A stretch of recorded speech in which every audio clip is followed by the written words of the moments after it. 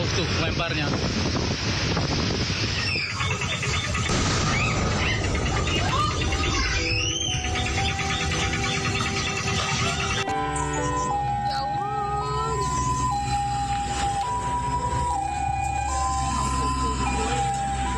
Ini ketemu lagi serpihan jenazah Mbak baru datang.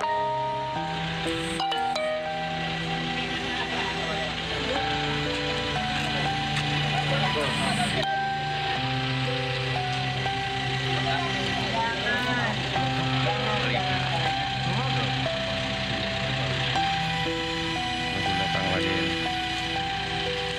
serpihan jenazah.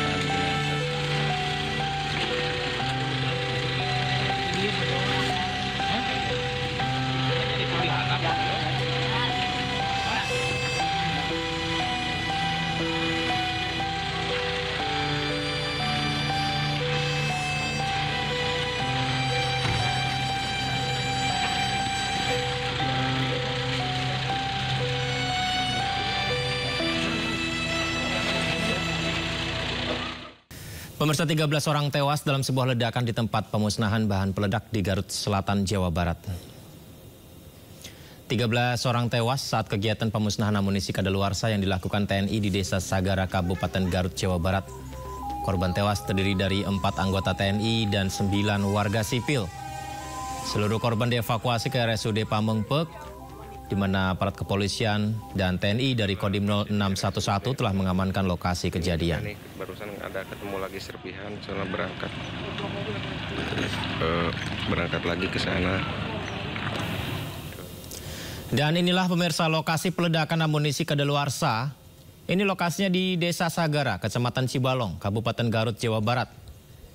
Insiden ledakan ini sempat membuat warga panik karena saat kejadian suara ledakan terdengar hingga radius yang cukup jauh, pemirsa. Peristiwa ini terjadi pukul 9.30 hari ini, di mana insiden terjadi saat amunisi kadaluarsa diledakkan di sebuah lapangan. Letaknya sebenarnya jauh dari permukiman warga.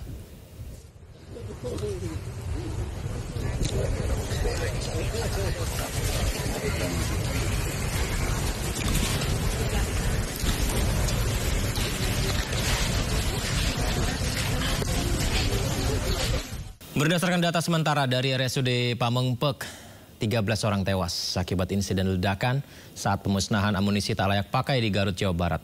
4 diantaranya anggota militer, 9 lainnya warga sipil. Dan kami hadirkan berikut daftar nama-nama korban.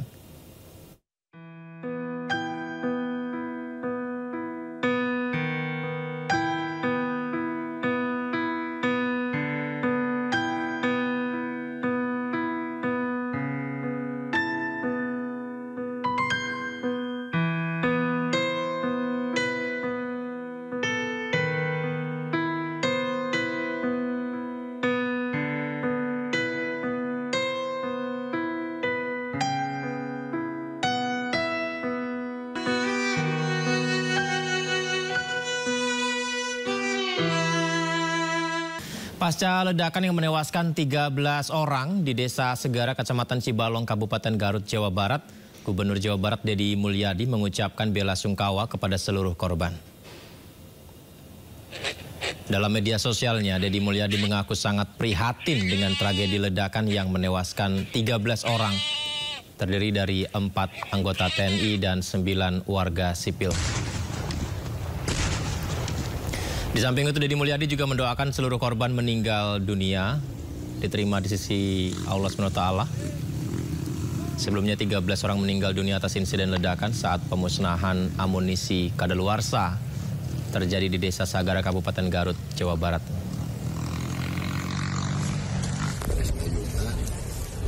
Lokasi peledakan.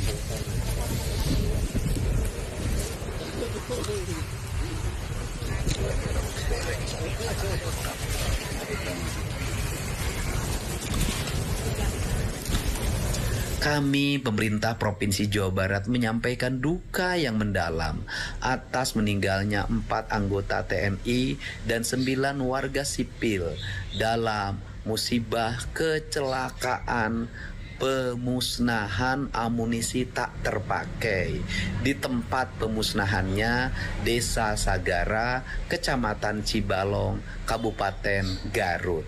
Semoga almarhum diterima seluruh keimanannya, mendapat ampunan seluruh dosa yang telah dilakukannya, dan mendapat tempat yang mulia di sisi Allah Subhanahu wa Ta'ala.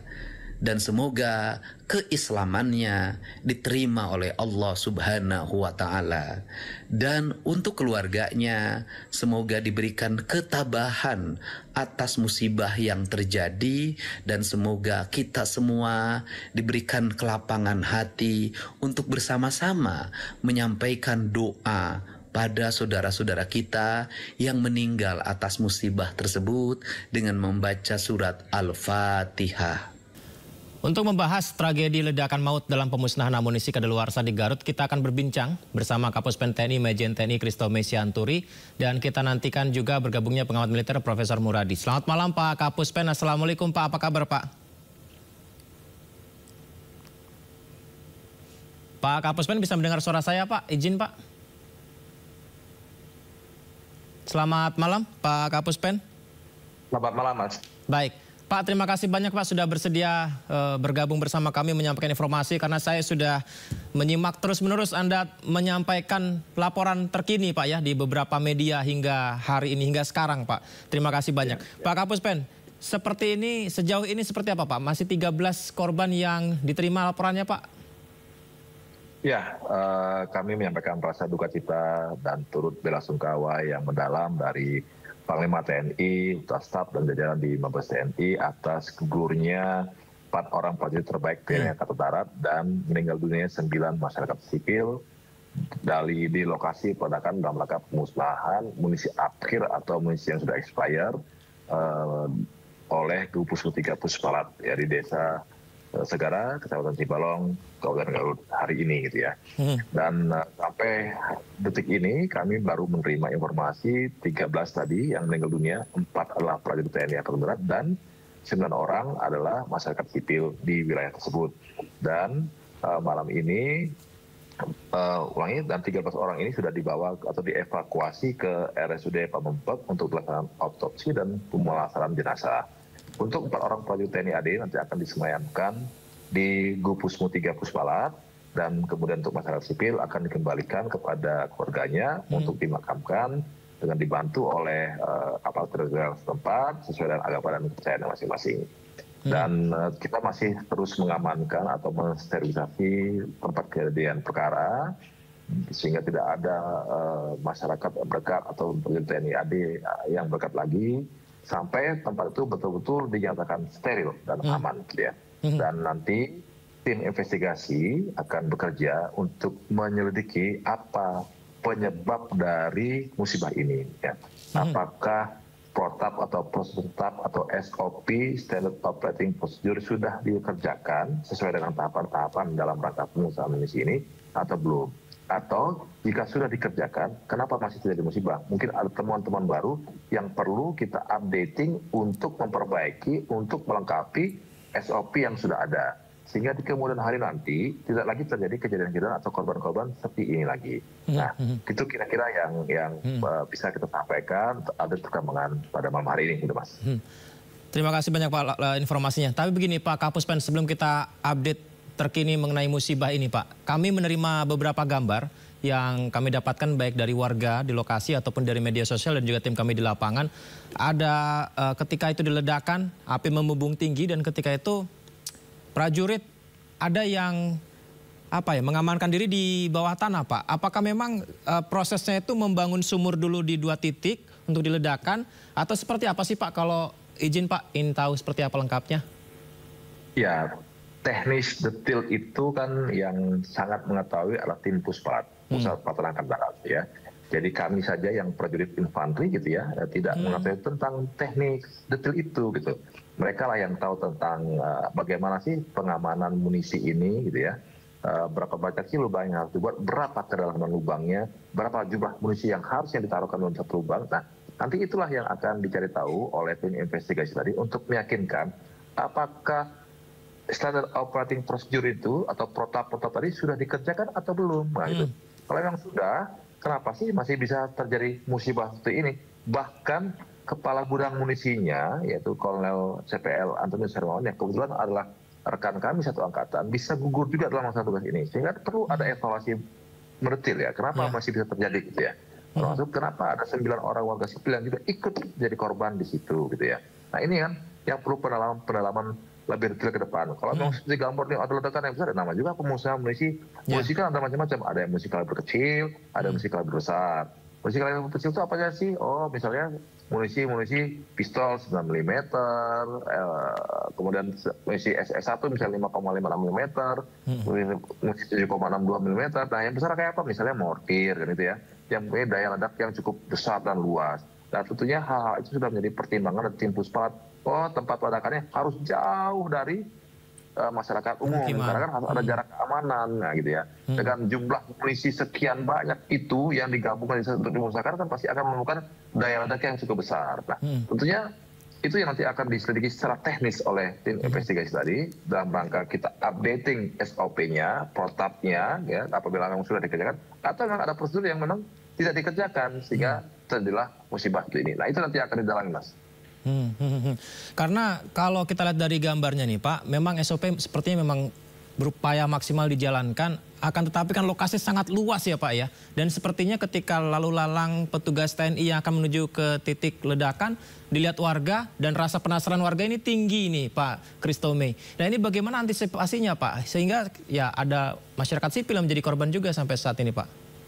Ya tentunya nanti kita akan sosialisasikan juga dan himbauan kepada masyarakat apabila memang terjadi kegiatan-kegiatan tersebut yang terutama tidak hanya kegiatannya, kegiatan latihan yang masyarakat memang ada di sekitar daerah latihan TNI yang menggunakan munisi tajam atau munisi dengan daya ledak yang besar, gitu ya. Kemudian seperti tempat ini dalam rangka pemusnahan itu tadi kan belum tentu semuanya munisi yang ditembakkan atau bisa meledak, nah gitu ya. Terkadang masyarakat dengan keponya datang, mereka dari latihan, mencari-cari kelongsongnya, mencari-cari sisa munisinya, karena kan itu besi atau kuningan atau tembaga. Ada daya jualnya mungkin Pak ya? Ada daya jualnya gitu ya. Dan sekarang juga pernah kan ada suatu peristiwa ketemu granat atau ketemu mortir yang tidak meledak, karena tidak tahu diketok-ketok akhirnya meledak. Nah justru itu, apalagi ini munisi-munisi yang sudah kadaluarsa, sudah kadaluarsa ini bekerjanya sudah nggak normal gitu Mas. Jadi artinya munisi yang harusnya tahan di suhu sekian derajat, karena sudah nggak normal mungkin dia bisa meledak di suhu yang di bawah itu gitu. Atau misalnya munisi yang harus dengan kekuatan tertentu baru bisa meledak karena dia membentur itu baru bisa meledak. Tapi kalau sudah nggak normal dengan guncangan sedikit dia sudah meledak. Nah ini kan hal teknis ya yang memang harus orang-orang yang tahu betul tentang munisi yang paham tentang teknis ini. Demikian kira-kira Mas. Baik. Izin Pak Christomey, kita juga sekarang sudah bersama Profesor Muradi. Selamat malam, Prof. Malam, Mas. Assalamualaikum warahmatullahi wabarakatuh. Terima kasih, Prof. Muradi. Kita juga ada Pak Christomey di sini, Prof. Ya. Baik, Prof. Kita melihat hingga saat ini ada 13 korban jiwa. Kemudian, kita berduka mendalam ya atas apa yang terjadi sekarang. Ada 4 perwira TNI yang juga menjadi korban dan sisanya 9 masyarakat sipil. Kalau Prof sendiri melihat di lapangan yang beredar berita ini seperti apa tanggapannya, Prof? Ya, yang pertama saya memang ikut prihatin ya, ikut berduka cita karena memang ini bukan yang pertama dan saya khawatir juga ini bukan yang terakhir. Kejadian kita bahkan pernah di Bekasi ya, sampai ke Depok dan sebagainya ketika gudang peluru juga kemudian gudang amunisi ya di Bekasi itu juga meledak dan kemana-mana. Jadi memang ada satu yang saya kira penting buat digarisbawahi, hampir semua aturan yang kemudian muncul dari mulai Permenhan, Perkapolri, kemudian juga bahkan Perpres ya, Kepres nomor 125 itu tidak terlalu tidak terlalu eksplisit menjelaskan soal model pemusnahan. Yang ada hanya di Perkapolri nomor 13 tahun 2006 yang memang spesifik Pak Christomey ya, spesifik kenapa? Karena mereka spesifik untuk memusnahkan. Tapi kan itu kan yang di polisi kan amunisi dan bahan peledak yang relatif tidak tidak punya daya ledak luar biasa, jadi memang itu bisa ditangani oleh Polda. Nah, saya kira konteks ini yang saya kira penting buat kita, bahwa ini nggak bisa lagi kemudian berhimpitan dengan publik.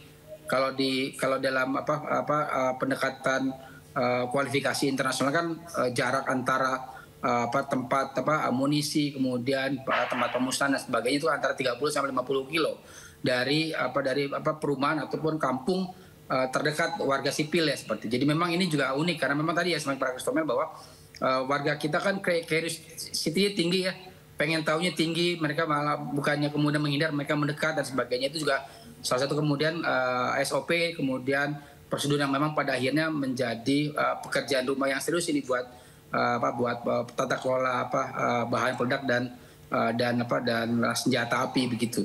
Itu poin pertama. Yang kedua, saya ingin katakan bahwa proses ini mungkin saja dalam beberapa waktu ke depan akan jadi wacana serius, karena 2007-2008 dulu sempat kita bahas juga Pak Christomel dengan teman-teman di Kemhan ya soal RUU bahan peledak dan senjata api. Waktu itu sudah buat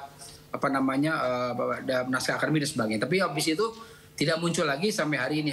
Saya kira ini momentum baik untuk kita supaya tata kelolanya dari hulu hilir. Terutama misalnya sempat Bapak sekalian Pak Rehabilit Raikudu Menhan sebelum Pak Safri ya itu mewacanakan perpindahan BUMN strategik ya, terutama Pindad dan Dahana untuk ke Lampung Selatan waktu itu. Dan saya kira ini momentum baik kalau kemudian karena memang Pindad dan Dahana juga berhimpitan juga tuh Pak Christomel dengan kampung warga setempat ya, dan jaraknya bahkan nggak sampai 50, nggak nyampe 300 meter bahkan ya. Artinya memang ini juga salah satu poin penting kita tidak lagi harus fokus lagi bahwa ini adalah bagian pekerjaan rumah yang harus kita rapikan. Kenapa? Karena titik tertinggi dari profesionalisme militer itu adalah ya dia bisa kemudian bergandengan tangan dengan apa yang menjadi kehendak sipil, kehendak publik dan seterusnya begitu.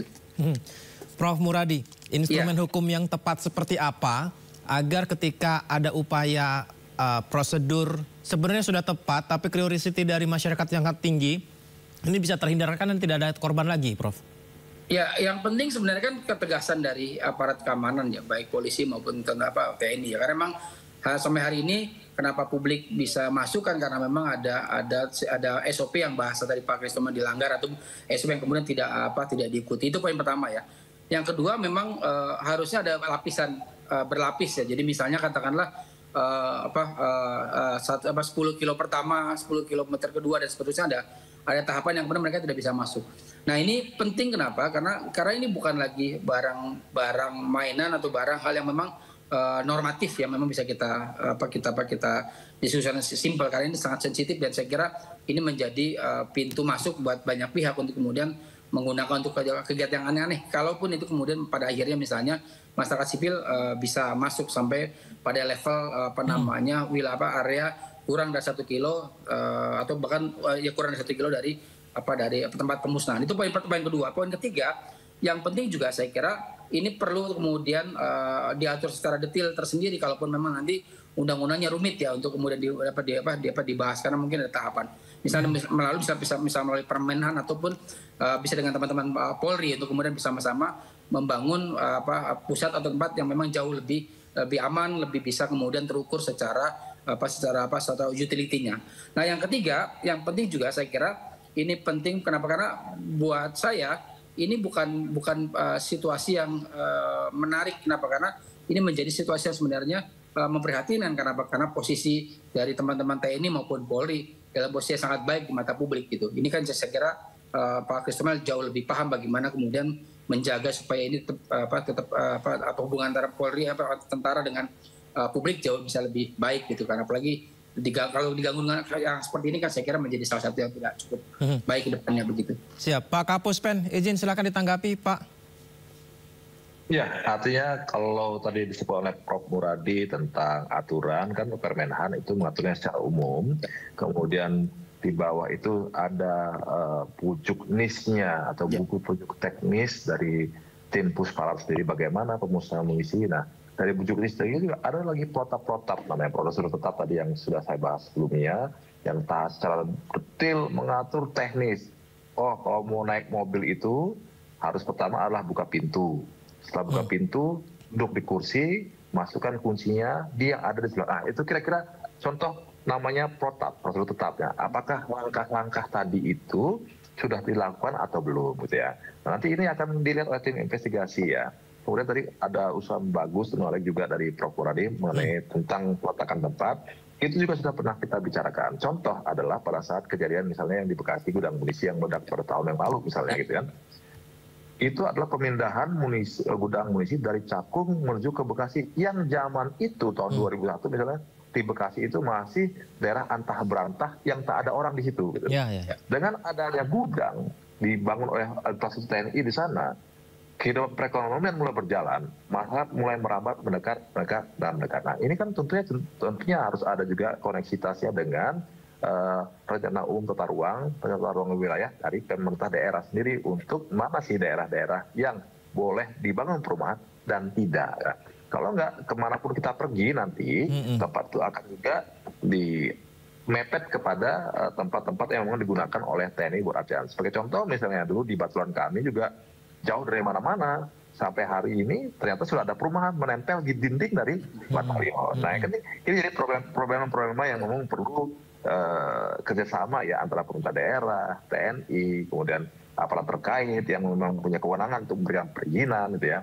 Tapi kalau kita melihat tempat di Cibalong ini, kita kembali lagi ke di Segara, ini kan sudah tempat yang memang jauh dari mana-mana, saudara, ini sudah ibaratnya memang sudah diperkirakan betul oleh tim Puspat bahwa tempat itu aman, jauh dari pemukiman, dan memang orang yang pengen lihat aja ke sana untuk baru bisa mencari sesuatu di sana. Kalau kan nggak ada tempat apa juga di situ. Kalau kita lihat kan warung tak ada di sana. Tapi kan memang masyarakat tadi dia mengetahui bahwa setelah misalnya pemusnahan munisi itu pasti ada serpian logam kuningan atau tembaga atau besi yang apabila dikumpulkan itu dijual akan memiliki nilai jual dan memberikan keuntungan pada dia. Nah, itu sering sudah kita sampaikan kepada masyarakat. Apabila selesai latihan, jangan buru-buru masuk ke sana karena mungkin ada granat yang belum meledak, ada mortir yang belum meledak, yang tentunya akan membahayakan. Terkadang juga mereka menemukan mortir dibawa pulang ke rumah karena nggak tahu itu mau diapain gitu. Dibandingkan dilaporkan kepada Koramil misalnya, sehingga diketok-ketok akhirnya meledak. Ya, gitu.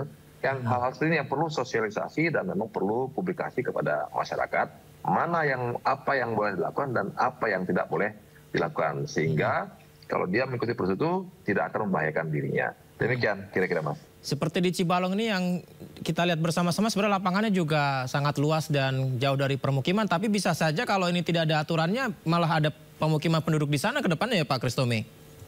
Iya, betul, itu tadi yang saya sampaikan, perlu adanya koordinasi antara pemerintah daerah, unsur TNI dalam rangka menyusun apa sih rencana tata ruang wilayahnya itu, sehingga nanti mana yang boleh ditempatkan perumahan, mana yang untuk latihan, nggak saling nanti akhirnya merapat, merembet sehingga TNI nggak punya tempat latihan lagi nanti lama-lama, gitu, karena sudah ada pemukiman di sana, gitu ya. Baik, Pak Kristomi, Prof. Muradi dan juga pemirsa, kita bersama akan lihat ini informasi beberapa waktu yang lalu ya. Ternyata ledakan juga pernah terjadi di sebuah truk TNI bermuatan amunisi yang terbakar di ruas tol Gempol Pandaan Pasuruan, Jawa Timur.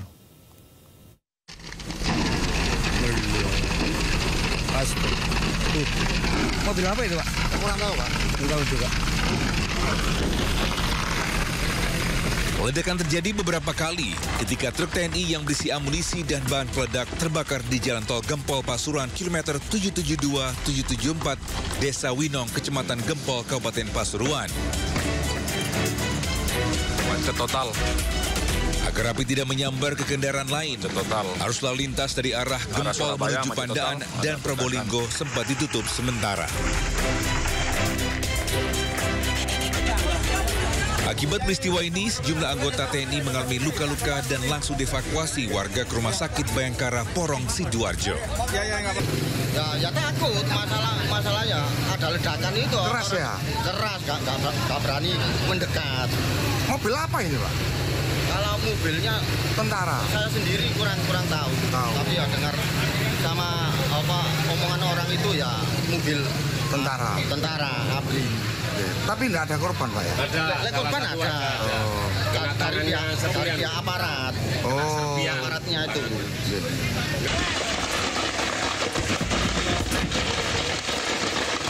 Belum diketahui penyebab pasti truk TNI ini terbakar. Api dapat dipadamkan tim damkar Kabupaten Pasuruan 1 jam kemudian. Aparat Polres Pasuruan juga masih menyelidiki peristiwa ini.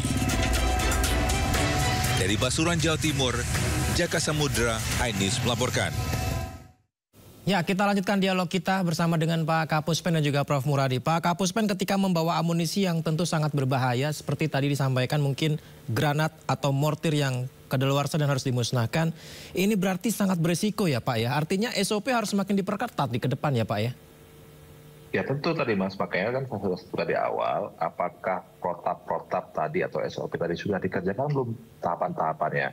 Sudah sesuai belum misalnya? Munisi itu harus diamankan seperti ini, dilapisi ini, supaya tidak berbenturan, dia ada pelapisannya lagi gitu ya. Kemudian munisi-munisi mana yang boleh dijadikan satu atau tidak dipisah gitu ya.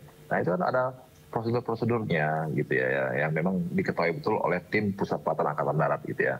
Jadi mereka lah yang tahu teknis itu gitu. Nah kita akan lihat tadi apakah itu dikerjakan atau tidak. Nah kalau misalnya tadi yang terjadi di Gempol di Jawa Timur itu kan berbeda kasus lagi. Dia bergeser dari Surabaya menuju ke Jember ke tempat lokasi batuan itu berada gitu ya.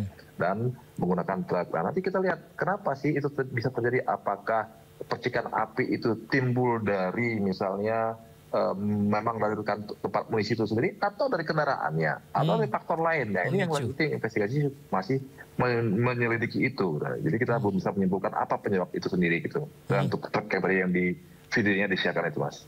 Pak Muradi silakan Pak. Ya, iya kembali lagi soal kalau SOP kemudian teknis saya kira teman-teman TNI jauh lebih detail ya Mas. Hanya memang saya sih ingin betul sebenarnya adalah tata kelola hulu hilir ini Pak Kristomel. Hulu hilir dari mulai pembuatan, pembelian, pemeliharaan sampai pemusnahan.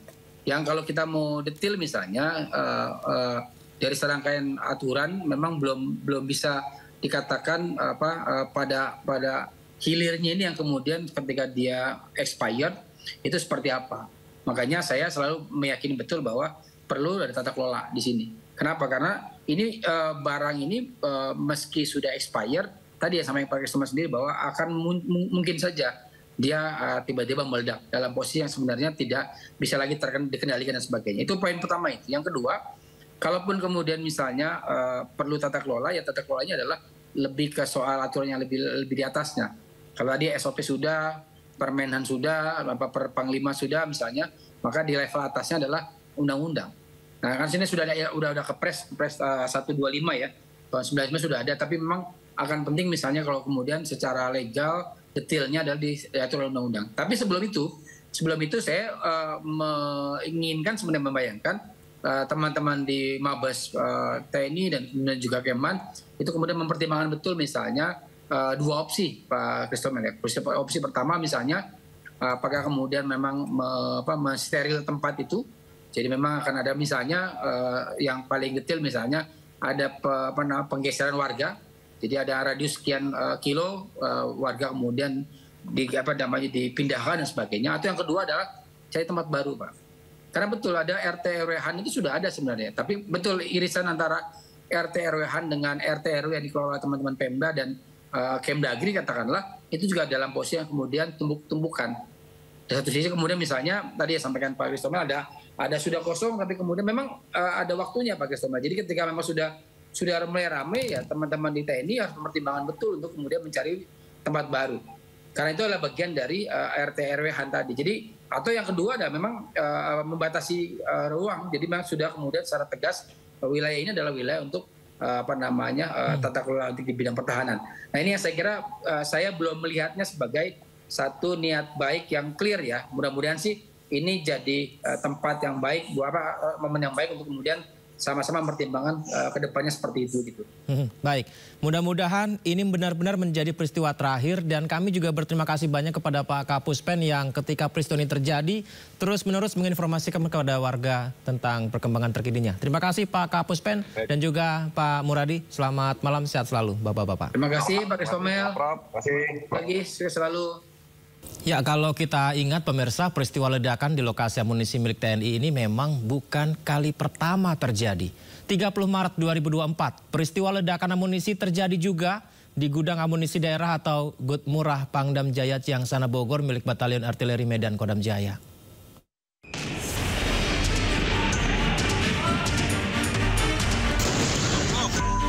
Suara ledakan keras bertubi-tubi terjadi di gudang amunisi milik Kodam Jaya TNI Angkatan Darat, Desa Ciangsana, Kabupaten Bogor, Jawa Barat pada Sabtu malam 30 Maret 2024, sekitar pukul 18 waktu Indonesia Barat. Kerasnya ledakan terdengar hingga radius 5 km.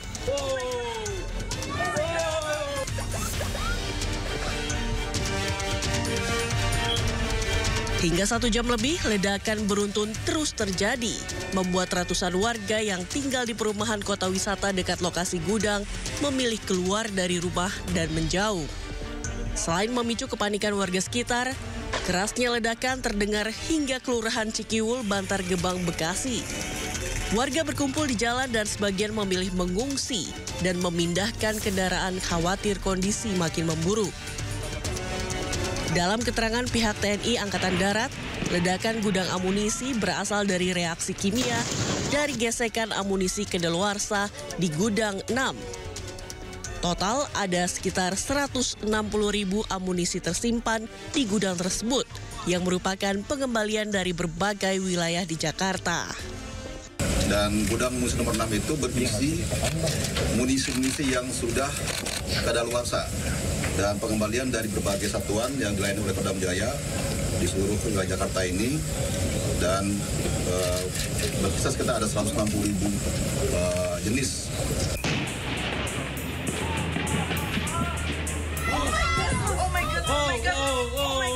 Panglima TNI Jenderal Agus Subianto mengungkap ada 65 ton amunisi di gudang nomor 6 Gud Murah Jaya Bekasi yang meledak. Menurut Panglima TNI, keseluruhan alat peledak itu sudah kedaluarsa dan akan dimusnahkan di suatu lokasi khusus. Namun puluhan ton amunisi itu meledak sebelum dimusnahkan. Tidak, makanya tadi saya sampaikan bahwa SOP penyimpanannya, karena memang itu amunisi tersebut labil, jadi di dalam tanah gitu ya. Kemudian pakai tanggul karena mencegah kemungkinan tersebut.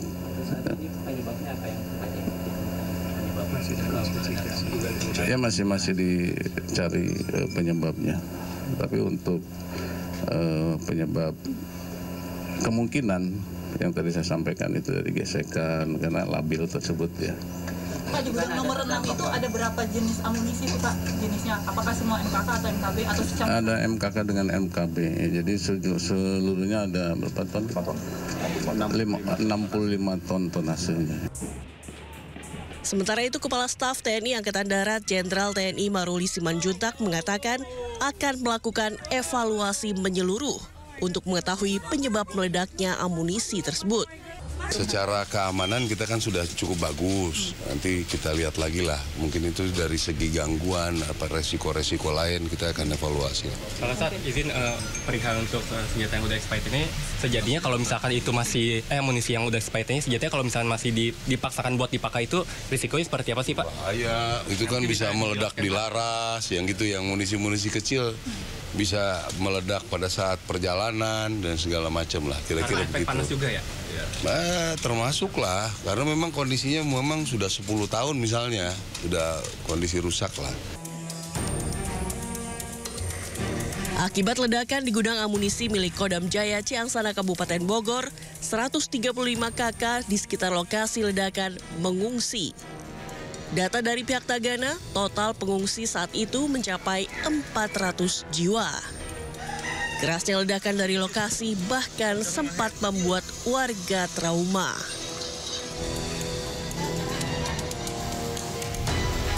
Kita ke informasi lainnya. Usai ditahan dan ditetapkan sebagai tersangka, mahasiswi ITB pengunggah meme foto tak senonoh Prabowo Jokowi akhirnya dibebaskan. Penetapan tersangka tanpa pemeriksaan memicu protes ratusan mahasiswa dan Rektorat ITB.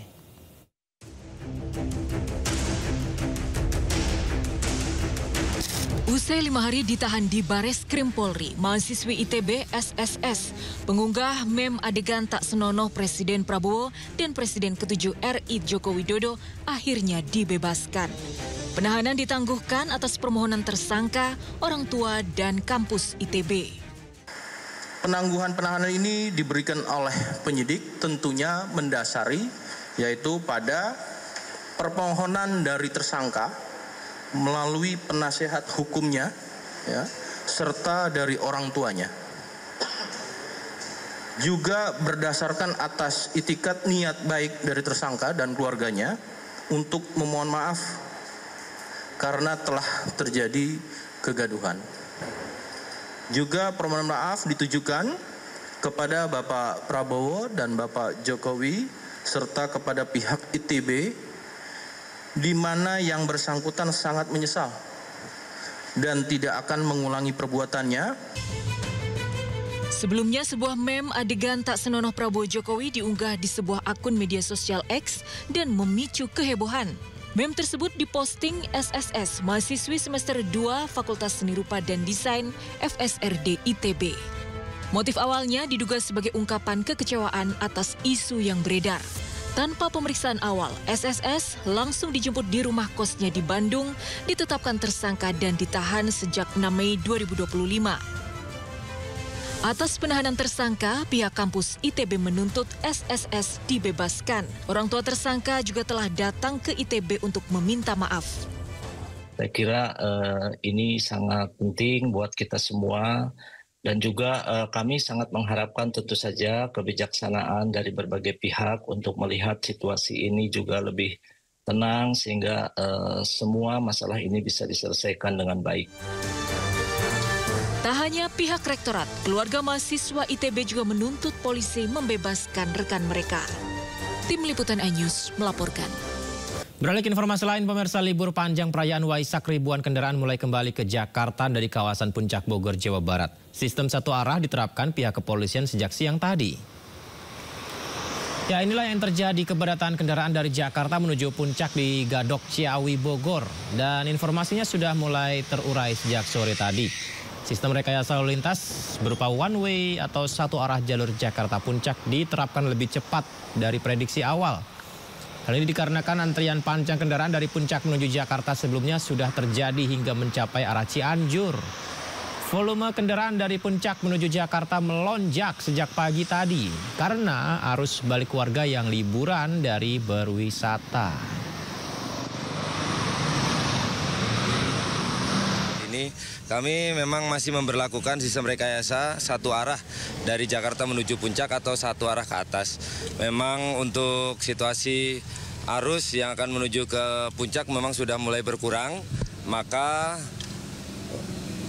kami saat ini memberlakukan untuk satu arah ke bawah langsung, sehingga untuk kendaraan yang akan menuju ke Puncak kami tutup, kemudian kami akan melakukan proses untuk pembukaan arus ke bawah satu arah dari Puncak menuju Jakarta. Mengingat memang titik penutupan kendaraan yang ke bawah saat ini sudah antriannya sudah sampai ke arah Cianjur sampai mendekat Cipanas. Berarti kami analisa bahwa memang arus balik wisata juga terjadi di siang hari ini. Maka kami berlakukan rekayasa selanjutnya yaitu satu arah ke bawah atau dari Puncak menuju Jakarta.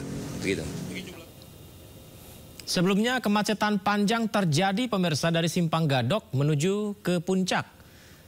Macet ini mulai terlihat di pintu keluar tol Jagorawi dan juga Simpang Gadok. Rata-rata kendaraan pribadi yang datang dari luar Bogor dan ini membludak, tersendat di kawasan ini. Anda bisa lihat di sisi sebelah kanan, pemirsa. Ya, mereka hendak menghabiskan libur panjang Waisak di sejumlah objek wisata dan penginapan di kawasan wisata Puncak. Dan untuk mengurai kemacetan, polisi memberlakukan satu arah secara berkala.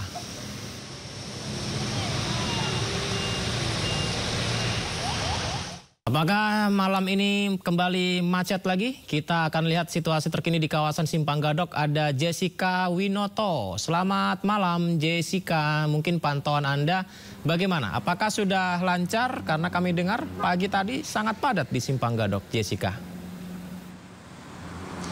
Ya, selamat malam Yudi dan juga pemirsa. Memang kondisi terkini di arus lalu lintas Simpang Gadok Ciawi Bogor masih terpantau ramai lancar karena memang sejak pukul 11:50 waktu Indonesia Barat tadi pagi telah diberlakukan sistem one way dari arah Puncak menuju Jakarta. Dan memang benar bahwa sejak pukul 6 pagi hingga 9 pagi tadi sempat terjadi kepadatan di area Simpang Gadok Ciawi Bogor dari arah Jakarta menuju Puncak Bogor, tetapi karena memang setelah di pukul 11 memang kemacetan atau kepadatan kendaraan di area Simpang Gadok Ciawi Bogor ini mulai terurai, sedangkan di area Puncak tepatnya sudah mendekati area Cianjur dan Cipanas sudah terjadinya kepadatan atau penumpukan kendaraan. Oleh sebab itu Satlantas Polres Bogor memberlakukan sistem rekayasa lalu lintas one way dari arah Puncak menuju Jakarta untuk mengurai kemacetan yang ada di area Cianjur dan juga Cipanas. Lalu juga Yudi dan juga pemirsa, dapat kami sampaikan bahwa memang sudah lebih dari 6 jam, tepatnya 7 jam lebih, sistem one way dari arah Puncak menuju Jakarta ini terpantau. Dari siang tadi sudah banyak kendaraan yang mengantri dari arah Jakarta untuk melanjutkan perjalanan menuju Puncak Bogor dan melanjutkan libur di Hari Raya Waisak bersama keluarga maupun kerabat. Dan Yudi dan juga pemirsa, bahwa data yang kami dapatkan bahwa sejak pagi tadi yang terakhir kami dapatkan pukul 11 bahwa sudah ada 8.000 lebih kendaraan yang telah memasuki kawasan Puncak Bogor. Dan memang setelah berjam-jam pastinya ada perubahan data, tetapi kami belum mendapatkan data tersebut, dan oleh sebab itu kami akan terus pantau dan kami akan situasi di arus lalu lintas Simpang Gadok Ciawi Bogor ini apakah nanti akan terjadi kepadatan dari arah Puncak menuju Jakarta ataupun sebaliknya. Dan untuk informasi terkait pemberlakuan kembali untuk pengembalian sistem arus lalu lintas dari arah Puncak menuju Jakarta maupun Jakarta ke Bogor, Puncak ini belum dapat kami pastikan. Tetapi kami juga tetap selalu menghimbau bagi Anda yang akan melakukan perjalanan menuju ke Puncak ataupun ke Jakarta dapat memperhatikan kondisi kendaraan Anda untuk dalam kondisi yang prima dan juga selalu pastikan kesehatan Anda dalam kondisi yang baik. Yudi. Baik, terima kasih Jessica Winoto melaporkan di Simpang Gadok Bogor, kawasan Puncak sudah ramai lancar. Makasih ya Jessica, selamat bertugas lagi Jessica. Masih di Bandung, pemirsa, sejumlah kendaraan roda 4 mogok di jalur alternatif, tepatnya di Tanjakan Punclut, Lembang, Jawa Barat. Mereka adalah wisatawan yang akan berlibur dan memanfaatkan libur panjang, memanfaatkan Waisak.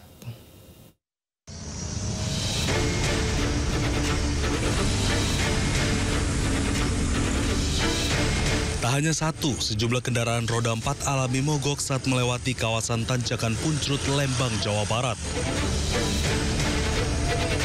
Warga pun akhirnya ikut serta membantu pengendara mendorong mobilnya agar tidak menjadi efek domino macet yang lebih parah. Jalan ini adalah jalur alternatif di mana warga menghindari titik kemacetan di jalur utama dari Bandung menuju Lembang dan sebaliknya. Ini tanjakannya curam banget. Curam. Terus saya juga sama lagi. Jadi banyak yang mogok atau gimana, Kang? Banyak yang mogok. Ini dari mana, rata-rata wisata atau gimana? Wisata. Dari mana ini, plat mana aja, Kang? Biasanya? Plat Jakarta. Jakarta. Iya. Emang tiap libur panjang kayak gini, Kang? Iya. Wisatawan menggunakan jalur alternatif karena jalan arteri Lembang sudah macet sejak pagi hari. Antrean panjang kendaraan sudah tidak terhindarkan karena antusias warga yang ingin menghabiskan libur panjang Waisak bersama keluarga. Petugas pun mengimbau warga tetap berhati-hati. Untuk alternatif lewat Sersan Bajuri atau Kolonel Masturi atau melalui jalur Bandung ataupun melalui jalur arteri Subang. Bang, untuk jalur alternatif kan banyak yang nanjak gitu, Bang. Betul. Ekstrim seperti apa himbauannya, Bang? Nah, himbauannya tetap selalu berhati-hati, jaga keselamatan, utamakan keselamatan daripada kecepatan, dan untuk kendaraan silakan siap diri dan dicek dengan baik. Selain tanjakan Puncrut, sejumlah titik jalur alternatif lainnya seperti Dago Cijeruk, Sersan Bajuri, hingga kawasan Cihideng pun dipadati kendaraan. Petugas memprediksi bahwa jalur utama di Jalan Setiabudi Kota Bandung menuju Lembang dan di kawasan Lembang akan macet hingga berakhir libur Waisak. Dari Bandung, Jawa Barat, Yuwono, iNews melaporkan. Tidak hanya di Bandung, lokasi wisata dalam kota seperti Taman Impian Jaya Ancol, Jakarta juga masih menjadi destinasi wisata favorit di momen libur panjang Waisak. Ribuan pengunjung mendatangi Taman Impian Jaya Ancol ini sejak pagi tadi, di mana Pantai Ancol memang masih jadi primadona wisata pemirsa di momen libur panjang Waisak sekarang. Tidak hanya dari Jakarta, wisatawan Pantai Ancol juga dari luar Jakarta. Beberapa alasan tujuan ke sini karena tiket yang murah, di mana Pantai Ancol juga masih menjadi destinasi wisata favorit berkunjung bersama keluarga. Wisatawan juga melakukan beragam aktivitas mulai dari sekedar santai bersama hingga bermain pantai dan sepeda listrik.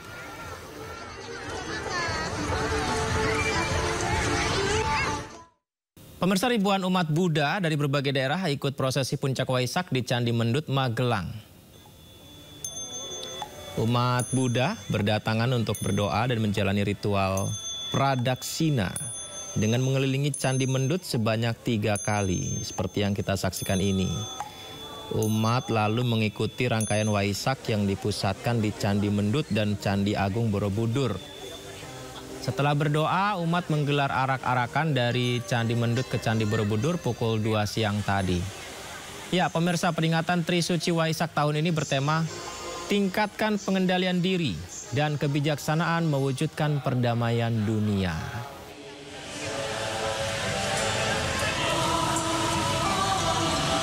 Dan ada 790 personil keamanan gabungan dikerahkan untuk mengamankan peringatan Waisak di Candi Borobudur, Magelang, Jawa Tengah. Ya, pengamanan difokuskan di beberapa titik di sekitaran Candi Borobudur dan Candi Mendut yang jadi lokasi utama perayaan Hari Raya Waisak. Personil gabungan ini dari TNI Polri, Damkar, Satpol PP, Dishub, dan juga BPBD. Polisi juga akan melakukan rekayasa lalu lintas di sekitaran jalur menuju Candi Borobudur dan Candi Mendut. Untuk sementara ini jalur masih dibuka tutup. Namun saat akan arak-arakan, kirap Waisak dari Candi Mendut menuju Borobudur akan berlangsung pukul 2 siang. Jalur menuju kedua candi akan ditutup total, pemirsa. Detik-detik Waisak akan dilangsungkan di pelataran Candi Borobudur tengah malam nanti. Sebelumnya akan dilangsungkan acara lepas lampion. Lepas lampion yang sudah dimulai pukul 19.00 waktu Indonesia Barat tadi.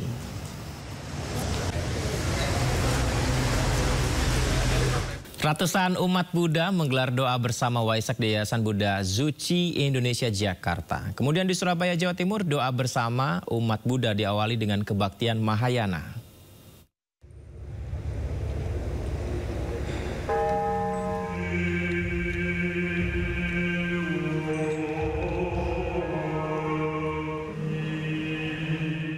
Dalam peringatan Hari Waisak di tahun 2025, ratusan umat Buddha dari Persatuan Umat Buddha Indonesia menggelar doa bersama di Yayasan Buddha Zuci Indonesia Jakarta. Berbagai prosesi ibadah dilaksanakan, mulai dari membaca doa, meditasi, dan juga petuah yang disampaikan oleh para biksu. Dalam momen Waisak tahun ini, Persatuan Umat Buddha Indonesia juga menjalankan bulan bakti Waisak sebagai bentuk kontribusi baik di bidang sosial, ekonomi, maupun lingkungan. Bukan hanya satu perayaan, satu titik saja yang kita ramaikan, tapi kita juga melanjutkan dalam sepanjang bulan, dan kalau bisa sepanjang tahun. Kita selalu melarutkan diri dalam tugas-tugas bagaimana kita menjalin hubungan satu sama yang lain, baik internal dalam Permabudi, berbagai majelis, maupun eksternal dengan agama-agama lain. Dan kami ingatkan kepada segenap umat Buddha tetap mendasarkan kepeduliannya dengan kasih sayang yang sejati. Rame enggawi sepi ing pamrih. Dan itu yang kita butuhkan sekarang ini.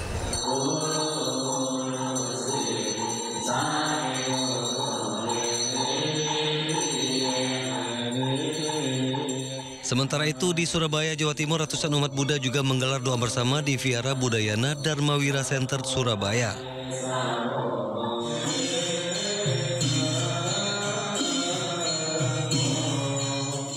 Ibadah khidmat ini diawali dengan kebaktian Mahayana, dilanjutkan dengan prosesi Yivo atau pencurahan air bunga pada Rupang Bodhisatta, Siddhartha, dan diakhiri dengan pelepasan burung pipit sebagai simbol kebebasan dan cinta kasih.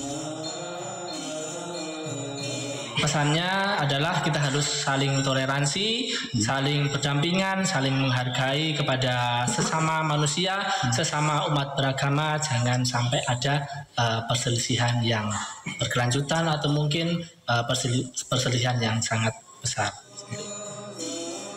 Pelaksanaan ibadah Trisuci Waisak kali ini bertemakan tingkatkan pengendalian diri dan kebijaksanaan mewujudkan perdamaian dunia. Tim Liputan iNews melaporkan. Kementerian Luar Negeri melalui KBRI Phnom Penh memulangkan jenazah WNI korban tindak pidana perdagangan orang atau TPPO yang meninggal dunia akibat serangan jantung di Kamboja. Rizal Sampurna, WNI korban TPPO, diketahui bekerja sebagai admin di sektor online scam di Kamboja. Jenazah Rizal Sampurna tiba di Bandara Internasional Juanda, Surabaya pada Minggu malam pukul 19.30 waktu Indonesia Barat. Setelah tiba di bandara, jenazah diberangkatkan ke kampung halamannya di Banyuwangi, Jawa Timur.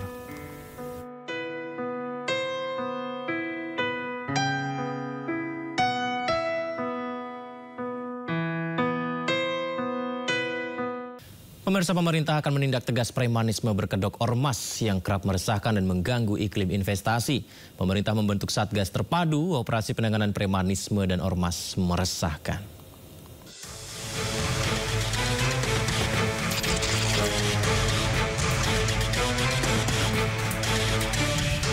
Satu persatu bendera ormas di 8 kecamatan di Jakarta Pusat dicabut dan ditertibkan polisi. Seratusan bendera-bendera ormas ini terpasang di pagar pembatas jalan, pohon, halte bus, hingga jembatan penyeberangan orang. Penertiban bagian dari Operasi Berantas Jaya 2025 untuk memberantas premanisme berkedok ormas. Sebelumnya sejumlah aksi premanisme berkedok ormas meresahkan warga. Pada 5 Mei, Satreskrim Polres Pandeglang menangkap 5 pelaku pencurian kendaraan, 2 diantaranya merupakan anggota ormas. Sementara viral di media sosial, video ekspansi sebuah ormas ke Pulau Bali ditolak pecalang yang merupakan aparat keamanan adat Bali. Penolakan didasarkan kekhawatiran akan mengganggu tatanan kehidupan masyarakat Bali dan pecalang selama ini sudah berjalan efektif dengan dukungan desa adat. Bahkan pertengahan Januari, bentrok antara ormas di Blora, Jawa Tengah sempat membuat warga resah. Mencegah aksi premanisme berkedok ormas yang dinilai meresahkan, pemerintah membentuk Satgas Terpadu Operasi Penanganan Premanisme dan Ormas. Terlebih sudah ada keluhan terganggunya iklim usaha dan investasi. Di antaranya kan mengenai penegakan aturan-aturan yang sudah ada ya. Sebetulnya dalam aturan-aturan itu mengenai keormasan, kan ada yang badan hukum, ada yang terdaftar, ada yang tidak terdaftar. Nah, kalau yang badan hukum terdaftar itu yang melakukan penindakan adalah kalau ada terjadi pelanggaran hukum, itu adalah dari Kementerian Hukum. Presiden telah memerintahkan aparat untuk menindak tegas aksi premanisme berkedok ormas. Ya, mudah-mudahan dengan kita sudah melakukan action ini tidak ada orang yang mencoba mencari panggung, kemudian mencoba membuat keonaran dengan atribut-atribut ormas. Aksi premanisme dinilai menjadi hambatan serius bagi target pembangunan yang telah digariskan Presiden Prabowo. Tim Liputan iNews melaporkan. Sementara itu, staf khusus Gubernur Jakarta Ciko Hakim menilai Deddy Mulyadi salah hitung atas besaran APBD Jakarta dibandingkan jumlah warganya. Menurut Ciko, jika seluruh warga Jakarta dapat 10 juta rupiah, maka dibutuhkan anggaran sebenarnya adalah 240 triliun rupiah. Saya melihat Kang Deddy Mulyadi ini sebenarnya sama dengan Mas Pram, punya semangat, punya niat baik untuk membangun daerahnya masing-masing dan khususnya untuk kesejahteraan warga. Tapi wajar nggak Bang angka 10 juta per bulan? Mohon maaf, tapi di situ beliau salah hitung. Karena kalau 10 juta kali 2 juta warga itu artinya 20 triliun sebulan. Ya kan? Sementara beliau kan menggaji 10 juta per bulan. Jadi kalau 2 triliun, 20 triliun sebulan, berarti kalau mau digaji 10 juta per bulan kan jadinya 240 triliun. Oh, itu salah itu. Nanti bisa kutip saya dari MNC soal itu. Tapi intinya saya tidak mau mencemooh atau apa. Artinya Kang Deddy mungkin terlalu semangat sehingga Anda salah hitung gitu aja. Tapi saya tetap mengapresiasi Kang Deddy sebagai salah satu gubernur terbaik di Indonesia saat ini. Sama niatnya sama Mas Pram untuk menjaga daerah. Sebanyak 13.011 jemaah calon haji dari 35 kloter telah diberangkatkan dari Asrama Haji Embarkasi Surabaya. Namun 14 jemaah menunda keberangkatannya ke Tanah Suci karena sakit.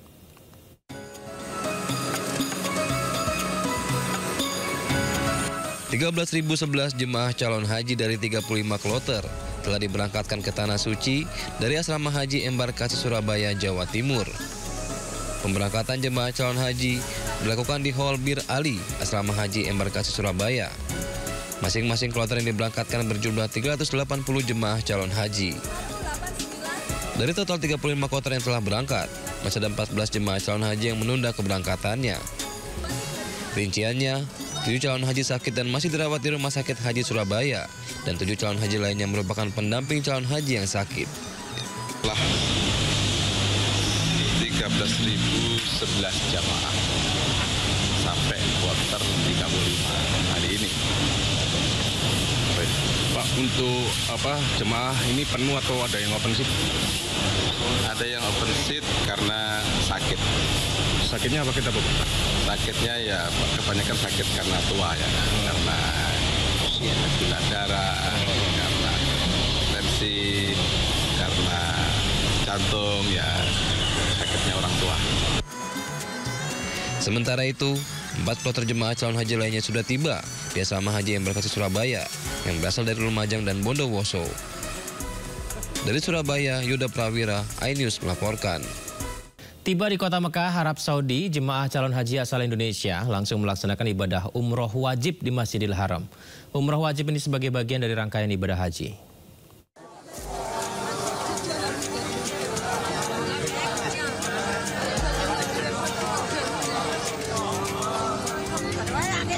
Hingga Sabtu malam waktu Arab Saudi, ratusan jemaah calon haji asal Indonesia langsung melaksanakan ibadah umroh setibanya di kota Mekah, Arab Saudi. Rombongan pertama jemaah memulai ibadah umroh wajib di Masjidil Haram sebagai bagian dari tahapan haji. Dengan dipimpin oleh mutawifnya, jemaah melakukan tawaf diawali dari titik Hajar Aswad, mengelilingi Ka'bah selama 7 putaran. Jemaah kemudian melakukan sa'i, yakni berjalan atau berlari-lari kecil dari Bukit Safa ke Bukit Marwah. Ibadah umroh berjalan dengan khusyuk, diiringi lantunan zikir dan doa oleh para jemaah. Setelah tahapan umroh selesai, jemaah kemudian melepas pakaian ihram sambil menunggu puncak ibadah haji di Arafah, Musdalifah, dan Mina. Hingga Sabtu malam tercatat sudah ada 2 kloter jemaah calon haji asal Indonesia yang melaksanakan ibadah umroh wajib. Dengan total 772 jemaah. Dari Mekah, Arab Saudi, Gigih Irfan, iNews melaporkan. Bagi jemaah calon haji, ada sejumlah himbauan atau larangan ketika berada di kawasan Masjidil Haram. Salah satunya adalah merokok. Merokok bukan hanya dilarang, tapi pelakunya bisa terkena hukuman yang berat, pemirsa.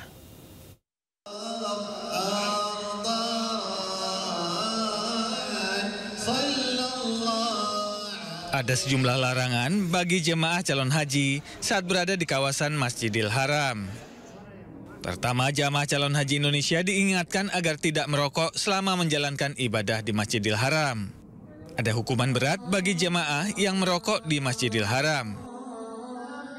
Yang kedua, jemaah juga dilarang membuang sampah sembarangan di lingkungan Masjidil Haram.